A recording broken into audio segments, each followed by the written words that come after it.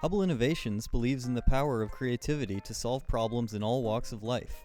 This is why Hubble joined the No Right Brain Left Behind initiative and is contributing ideas to increase right brain education in America's youth.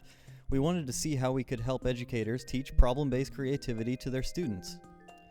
We believe in observing people in real-life situations to understand the reality of a problem. In this case, we led discussions with educators who teach in different environments. For inspiration and divergent thinking around the issue, we worked with the Otis College of Art and Design in Los Angeles.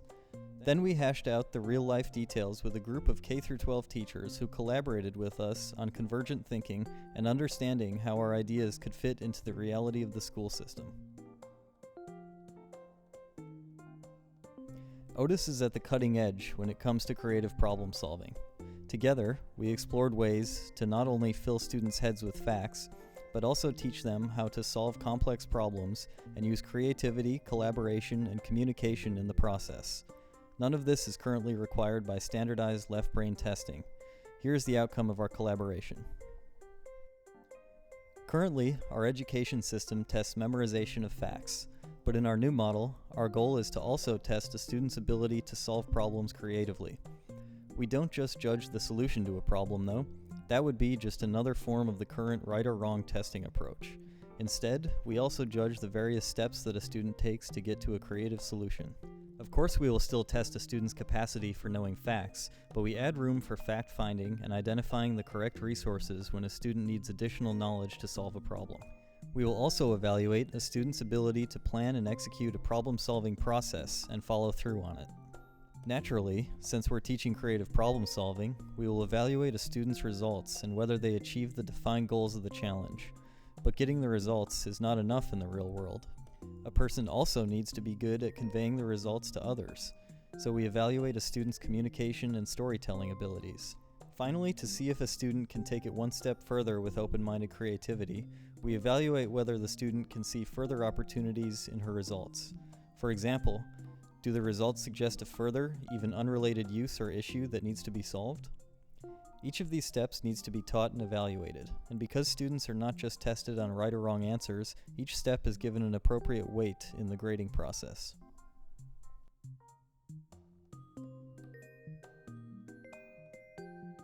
The hard part, though, is implementation. Between government, school districts, teachers, parents, and the students, there are a number of stakeholders who can all be either enemies or allies of change. Alongside the teachers who we worked with, we identified the incentives that would convince stakeholders to cooperate with teaching creative problem solving. For the students, a program that engages them and lets them collaborate is very appealing anyway. For teachers, it makes their lives easier, because happy students equal a happy workday. Parents, for the most part, tend to trust teachers and want their children to be engaged and perform well. School districts and the government want students to succeed in measurable performance indicators. More engaged students are likely to do better on standardized tests. Plus, they will have fewer fights, fewer suspensions, and fewer office referrals.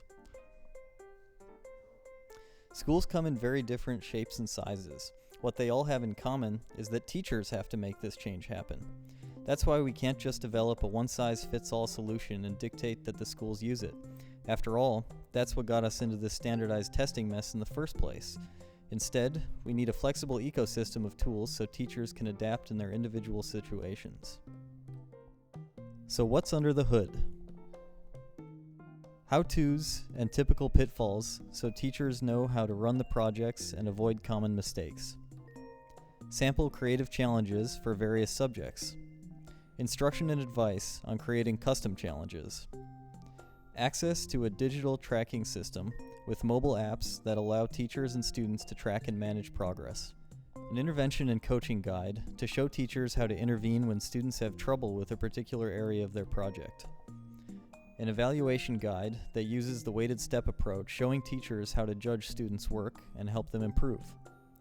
A digital open source platform that enables sharing and exchange of best practices between teachers.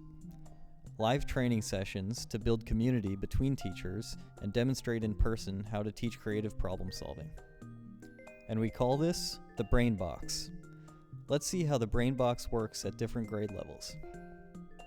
In elementary school, there is usually one teacher for almost every subject, so teachers have more freedom to mix various subjects together. The elementary school brain box, with different elements for different grades, will give the teacher opportunities to combine various subjects. Most middle schools have different teachers for different subjects. That means less freedom to combine subjects. The brain box will contain individual subjects and grade levels to create longer-term projects that still transfer knowledge but get kids to be creative. Teachers are specialized in high school, so there is much less freedom to combine subjects. Like in middle school, the brain box elements for high school focus on certain grades and subjects and longer-term projects.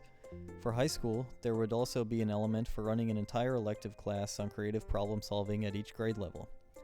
The elective creative problem solving class would draw on subject material from other classes to make it fit in with the overall curriculum. Teachers get to decide on their own methods, so we need to make this attractive and turnkey for them. We approach them at professional development meetings and seminars to introduce them to the BrainBox ecosystem and its elements. As next steps, we first assemble a team of teachers, education experts, and administrators to construct the BrainBox for pilot programs. Next, we find schools and teachers for pilot programs. May the right brain flourish!